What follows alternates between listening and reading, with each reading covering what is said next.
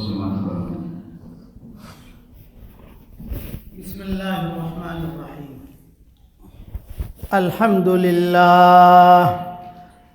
للہ نحمده ونستعینه ونستغفره ونؤمن به ونتوکل علیہ ونعوذ باللہ من شرور انفسنا ومن سیئات اعمالنا من يهده الله فلا مضل له ومن يضلله فلا هادي له ونشهد أن لا إله إلا الله وحده لا شريك له ونشهد أن سيدنا ومولانا محمدا عبده ورسوله صلى الله عليه وعلى آله وأصحابه وبارك وسلم تسليما كثيرا كثيرا أما بعد فأعوذ بالله من الشيطان الرجيم بسم الله الرحمن الرحيم والمؤمنون والمؤمنات بعضهم أولياء بعض يأمرون بالمعروف وينهون عن المنكر ويقيمون الصلاة ويؤتون الزكاة ويطيعون الله ورسوله اولئک سیرحمهم اللہ ان اللہ عزیز حکیم۔ صدق اللہ العظیم۔ قابل احترام مائیں، بہنیں، بیٹیاں، بچیاں، ہمارے دوست، ہمارے ساتھی، عورتوں کا بہت بڑا مقام ہے اللہ کے یہاں۔ دلیل کیا؟ دلیل یہ کہ اسی مقام کی وجہ سے اللہ تعالیٰ نے سورہ نساء نازل کی ہے۔ سورۃ الرجال نہیں ملے گی آپ کو، مردوں کی صورت نہیں ملے گی، لیکن عورتوں کی صورت ملے گی، سورۃ النساء۔ ہماری شریعت میں کئی مسئلے ایسے ہیں جو عورتوں نے حل کیے، حالانکہ ابو بکر بھی تھے، عمر بھی تھے، بڑے بڑے لوگ تھے، ان سے مسئلے حل نہیں ہوئے، ان کے ذہن میں وہ بات گئی بھی نہیں۔ تو اللہ تعالیٰ نے فطری طور پر عورت کے اندر ایک صلاحیت رکھی ہے۔ کسی زمانے میں عورت کا کوئی مقام ہی نہیں تھا۔ میں نے میری کتاب بکھرے موتی میں اس کی تفصیلیں لکھی ہیں کہ فرینچ کالونی میں عورت کو جو ہے کہتے تھے کہ ایک جانور ہے، چونکہ اللہ کو ایک دنیا کا نظام چلانا ہے تو اس کو پیدا کیا ہے کہ اس کے پیٹ سے اولاد پیدا ہوتی ہے، یہ ان کا عقیدہ تھا۔ جاپانی کالونی میں، چونکہ بڑی پرانی کالونیاں ہیں، چائنا کی کالونی، حضور کی زبان سے چائنا کا بھی نام نکلا کہ وہ لوگ سین، وہاں جا کر علم حاصل کرو، تو وہاں خیال تھا کہ یہ بھوتنی ہے۔ حجاز میں، عرب میں عورتوں کے بارے میں اس کو پنوتی کہا جاتا تھا۔ کئی قصے ہیں جو میں نے اپنی کتابوں میں لکھے ہیں، بیانوں میں کہے ہیں، لیکن شریعت نے آ کر عورت کو مقام دیا، اور بہت اونچا مقام دیا، بہت اونچا مقام۔ ماں کا مقام، بیٹی کا مقام، بیوی کا مقام، بہن کا مقام، عزت دی حضور اکرم صلی اللہ علیہ وسلم نے، ہماری شریعت نے۔ اچھا، اتنا اللہ تعالیٰ نے پیار دیا عورت کو کہ قرآن میں اللہ نے خود نے سفارش کی۔ مردوں کی سفارش قرآن میں نہیں ملے گی آپ کو، عورتوں کی سفارش اللہ کر رہا ہے۔ عاشروہن بالمعروف، مردوں کو کہہ رہا ہے ان عورتوں کے ساتھ اچھا سلوک کرو۔ یہ تو بڑی چیز ہے، آسمانوں سے کہی جا رہی ہے کہ ان عورتوں کے ساتھ اچھا سلوک کرو، ڈھنگ سے رکھو ان کو، یہ فضیلت بیان کی۔ تو عورت کا مقام جو ہے بہت اونچا۔ اچھا، مہر جو دی جاتی ہے وہ عورت کو دی جاتی ہے، سب سے پاکیزہ رقم جو ہے وہ مہر ہے۔ کلوہ ہنیئا مریئا، فقہاء اور علماء نے لکھا ہے کہ مہر کی رقم جو ہے اگر کاروبار میں لگا دو، آپ کا 5,000 کروڑ کا پروجیکٹ ہے، 1 روپیہ مہر کی رقم کا لگاؤ، اس میں انشاءاللہ نقصان نہیں ہوگا۔ کلوہ ہنیئا مریئا، کھاؤ پیو مزے لے لے کر، یہ بھی عورت کی طرف سے ملتا ہے۔ مرد کی طرف سے نہیں ملتا ہے. میں جہاں نکاح پڑھاتا ہوں تو میں دولہے سے کہتا ہوں ارے بھائی کتنی رقم ہے تیری؟ یہ کہ 1 لاکھ روپیہ. میں نے کہا 5-10 ہزار روپیہ جو ہے محبت سے پیار سے لے لینا، دادا گیری سے مت لینا. مقام ہے عورتوں کا. میرے والد صاحب رحمۃ اللہ علیہ فرماتے تھے عورت بنی تو دنیا کا نظام بنا، عورت بگڑی تو دنیا کا نظام بگڑا. یہ ہماری بچیاں اگر بن جاوے پر ان میں دینی مزاج آوے، آپا نہیں بننا. آج کل عورتوں کا آپا بننے کا شوق بن جاتا ہے اور مردوں کو پیر بننے کا شوق ہوتا ہے. یہ مسئلہ گڑبڑ ہوتا ہے. آپا تو اللہ بناتا ہے اور پیر بھی اللہ بناتا ہے، وہ اللہ کی طرف سے انتخاب ہوتا ہے. لیکن جو چالاکی سے آپا بنے یا جو ہیرا پھیری کر کے آپا بن جاوے، ہیرا پھیری کر کے پیر بن جاوے، تو وہ چیز چلتی نہیں ہے اصل میں. اس لیے کہ دین جو ہے بہت صاف ستھرا ہے ہمارا. تو میں تو چونکہ سفر کر رہا تھا، سفر کرتے کرتے بس اللہ تعالیٰ نے یہاں پہنچا دیا کہ ہمارا پروگرام تو تھا نہیں یہاں ٹھہرنے کا. تو میں نے کہا اور میں ہمیشہ ایک دعا کرتا ہوں کہ اللہ جو تیرا بندہ اور بندی تجھے پسند ہو اس کے گھر میں لے جا، اس کا کھانا کھلا، اس کا پانی پلا. تو اللہ کو آپ پسند ہے جو اللہ تعالیٰ نے ہمارا نظام یہاں بنا دیا. تو آپ کو یہ نصیحت کرتا ہوں کہ اپنی زندگی کو حضور صلی اللہ علیہ وسلم کے طریقے کے مطابق گزارنے کی کوشش کرو. یہ کوشش کرو کہ بھی ہم محمد صلی اللہ علیہ وسلم کے طریقے کے مطابق اپنی زندگی گزاریں گے. یہ بہت بڑی چیز ہے. اور مؤمنہ بن کے نکلو یہاں سے. عالمہ بننا ضروری نہیں ہے، دیندار مؤمنہ وہ بنو. اور دین کے ساتھ ہی اللہ کامیاب کرے گا آپ کو، یہ ذہن میں رکھنا.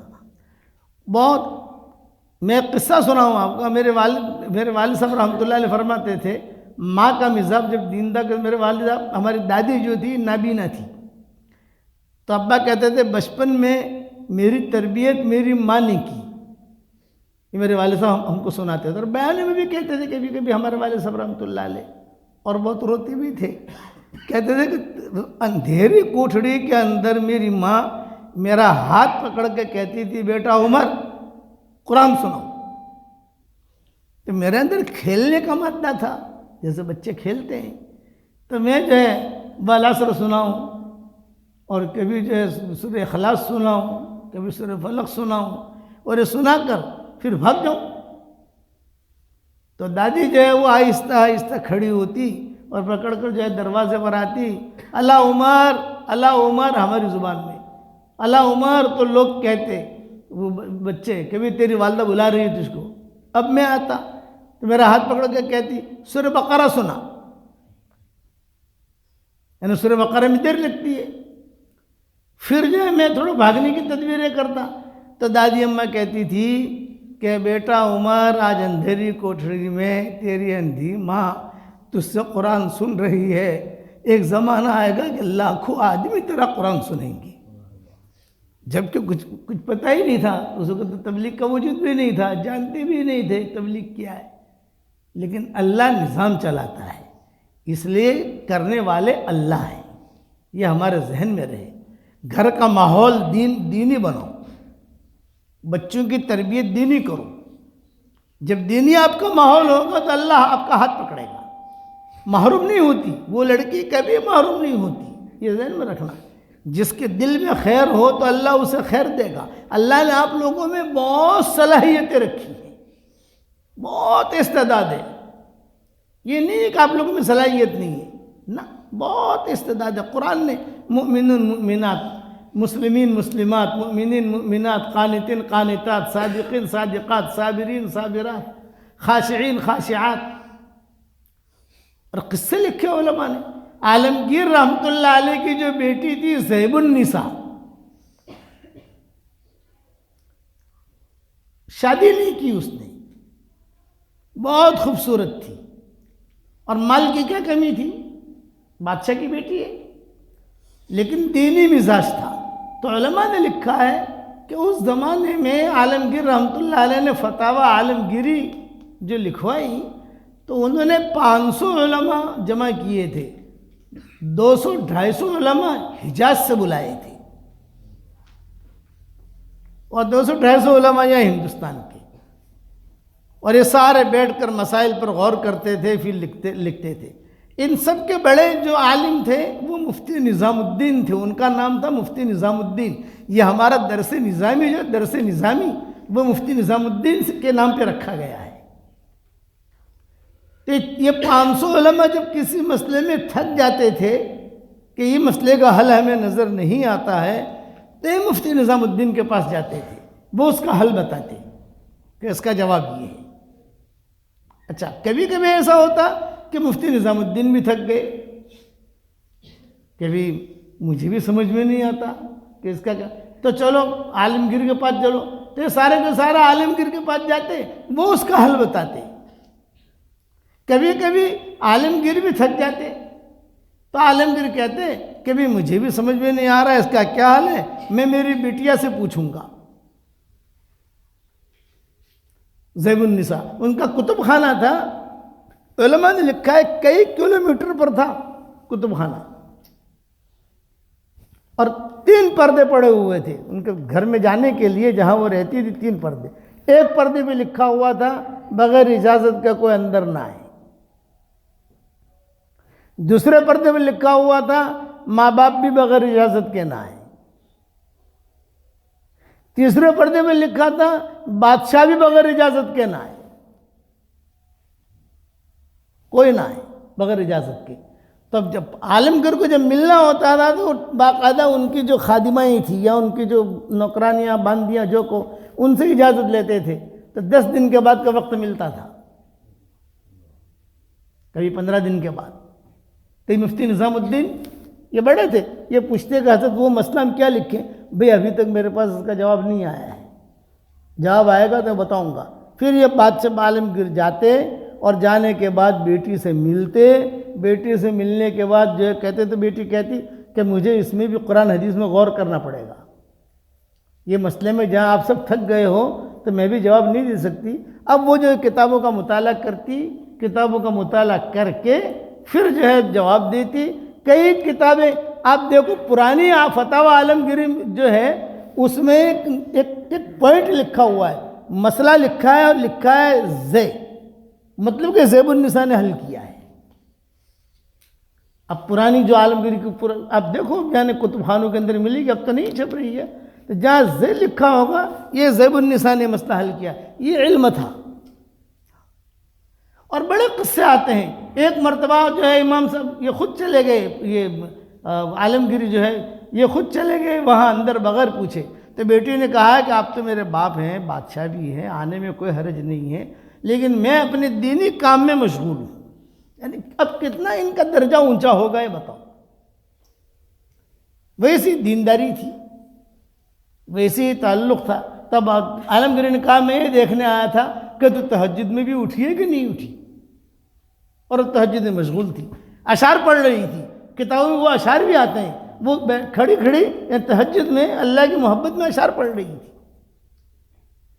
تو یہ آپ حضرات سے میری یہی درخواست ہے کہ سنت کے مطابق زندگی گزارو اور خوب محنت سے پڑھو، اور شادیاں ہو جائیں شوہروں کی اطاعت کرو، بچوں کی صحیح تربیت کرو، ایک دینی نظام بناؤ، گناہوں سے بچو۔ نیکیاں کرنا تو بہت آسان ہے لیکن گناہ چھوڑنا مشکل ہے۔ اور میں آپ حضرات کے لیے کچھ ہدیہ لایا ہوں، اور تو کیا ہدیہ لایا، میرا قرآن شریف کا ترجمہ ہے ریاض القرآن، 15 سطری میں ہے، 13 سطری میں بھی چھپ گیا ہے الحمدللہ، 7 سطری میں بھی بوڑھے لوگوں کے لیے ہم نے تیار کیا ہے، اور یہ 15 سطری میں حافظوں کے لیے، عام طور سے ہمارے ماحول میں بچے جو حافظ ہوتے ہیں یا بچیاں حافظ ہوتی ہیں 15 سطری میں ہوتی ہے، تو 15 سطری والا میں ترجمہ جو ہے آپ کے مدرسے کے لیے وقف کرتا ہوں انشاءاللہ۔ آپ کے محتمم صاحب کو دے دیا، تھوڑا تھوڑا دیکھو اس میں نے کیا لکھا ہے، آسان ترجمہ ہے۔ اور ایک ہماری 26 صورتیں ہیں، مومن کا ہتھیار، نام سنا ہوگا آپ لوگوں نے، وہ بالکل ابھی لیٹسٹ آئی ہے، نئی۔ مومن کے ہتھیار تو پہلے کئی چھپ چکی ہے، لیکن بالکل ہم نے نئی تیار کی ہے 26 صورتیں۔ ہر صورت کے پیچھے میں نے لکھ دیا ہے یہ صورت کا ترجمہ میں نے مدینہ میں کیا ہے، یہ صورت کا ترجمہ میں نے مکہ میں کیا ہے، یہ صورت کا ترجمہ میں نے دہلی مرکز نظام الدین میں کیا ہے، یہ صورت کا ترجمہ ہوائی جہاز میں کیا ہے. یہ سارا ہر صورت کے پیچھے میں نے لکھا ہے 26 صورتوں کے اندر. اس میں کئی دعائیں ہیں, اس میں آیات توحید جمع کر دی ہے میں نے, حضور صلی اللہ علیہ وسلم کے سارے نام جمع کر دیے, الاسماء الحسنی بھی جمع کر دیے, اور کئی چیزیں جمع کی ہیں, حج عمرے کی دعائیں جمع کی ہیں. وہ بھی آپ حضرات کی خدمت میں ہدیہ پیش کر رہا ہوں, یہ آپ حضرات کو دے دیں گے انشاءاللہ. تیسری بات یہ کہ آپ کو ایک جاندار شاندار مالدار ہدیہ دے کے جاتا ہوں سب کو. یہ اپنی زندگی کا معمول بنا لو. 24 گھنٹے میں کم سے کم 100 مرتبہ سورہ اخلاص پڑھنے کی عادت ڈال دو. بس اس کے بعد جو دعا مانگو گی اللہ آپ کی دعا قبول کرے گا انشاءاللہ. یہ معمول بنا لو. ایک ساتھ پڑھنا نہیں ہے آپ کو, 5 مرتبہ پڑھ لیا, 10 مرتبہ پڑھ لیا. اور آسان طریقہ یہ ہے کہ ابھی ہر فرض نماز کے بعد 20 مرتبہ پڑھ لو تو 5 نمازیں ہوتی ہیں, 100 مرتبہ ہو گیا. ایام میں جو ہے اسے پڑھنا نہیں ہے. تو اس سے کئی لوگوں کو فائدہ ہوا, بہت فائدہ ہوا. یہ میری طرف سے آپ حضرات کو ہدیہ ہے. تیسری بات یہ کہ میری تسبیح ہے, اس کا نام بھی ہے جاندار شاندار مالدار.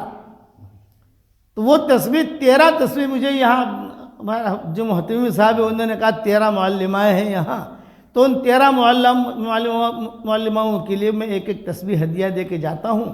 یہ تسبیح شاندار جاندار مالدار ہے. اس تسبیح کو اپنے پاس سنبھال کے رکھو. فقیر کا ہدیہ ہے, زندگی بھر کے لیے آپ کو یادگار رہے گا کہ بھی آج کے سبق والے مولانا نے ہمیں جو ہے ایک تسبیح ہدیہ دی تھی. اور اس پر آپ جو ہے سورہ اخلاص بہت پڑھا کرو. میں بمبئی میں بیان کرتا تھا تو میں نے وہاں بیان میں کہا, میں نے کہا بھی دیکھو مرنے کے بعد آپ کو جو ہے بہت زیادہ نفع ہونے والی چیز بتاتا ہوں. اپنی زندگی میں 5 لاکھ مرتبہ سورہ اخلاص کا وظیفہ کر کے رکھ لو, تو مرنے کے بعد میں تمہیں یاد آؤں گا. جیسے مائیکل جیکسن, نام سنا ہوگا مائیکل جیکسن, اس کو اسلام کی دعوت میں نے دی ہے. تو جب اس کو اسلام کی دعوت دی میں نے, تو میں نے یہی بات کہی اس کو کہ مائیکل, جب میں تجھے بات کہتا ہوں, میری بات اگر تو نے مانی تو جب تیری موت آئے گی تو میں تجھے یاد آؤں گا. تو اس نے کہا کیوں یاد آؤں گا؟ میں نے کہا میری بات مان لی تو نے تو جنت کی طرف جائے گا, اور اگر نہیں مانی تو جہنم کی طرف جائے گا. کہہ رہے ہندوستان کے فقیر کی بات نہیں مانی, میں نے بات مان لی, جنت کی طرف جائے گا.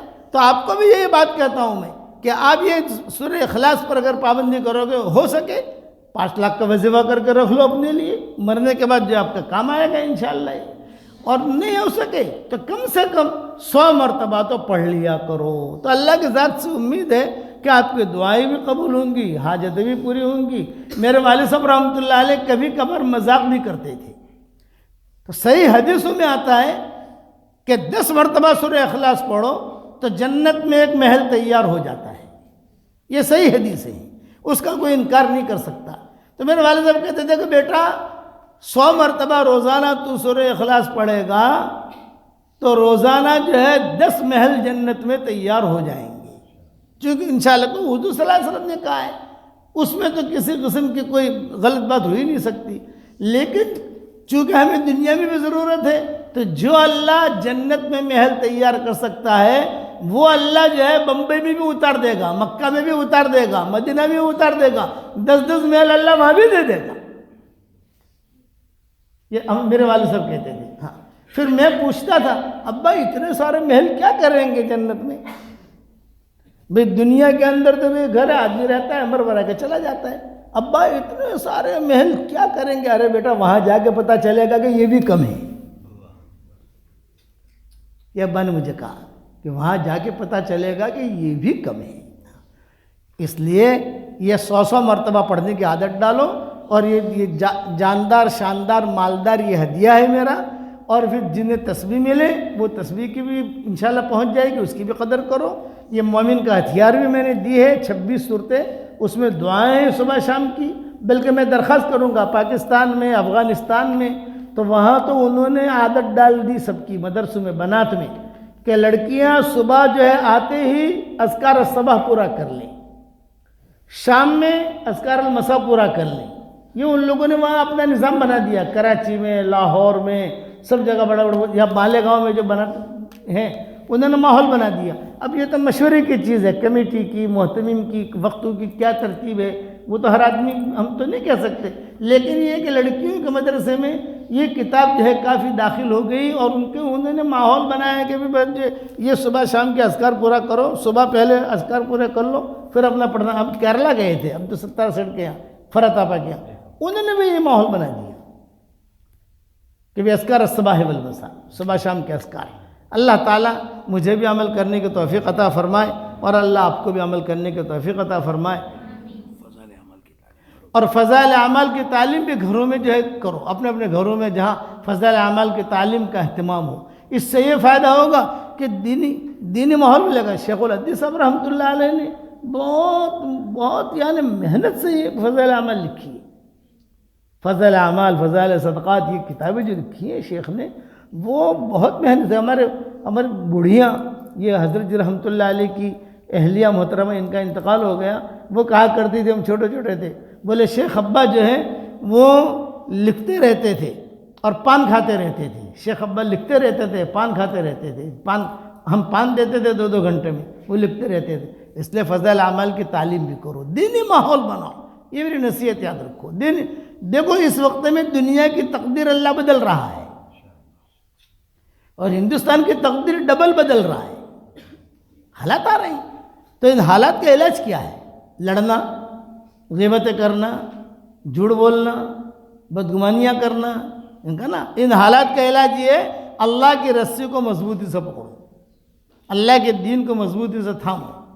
اور صبح شام کی جو دعائیں مولانا یوسف صاحب رحمۃ اللہ علیہ فرماتے تھے کہ ان دعاؤں کا اہتمام کرو، اس لیے کہ حضور صلی اللہ علیہ وسلم نے ان دعاؤں کو عرش کا راستہ دکھایا ہے.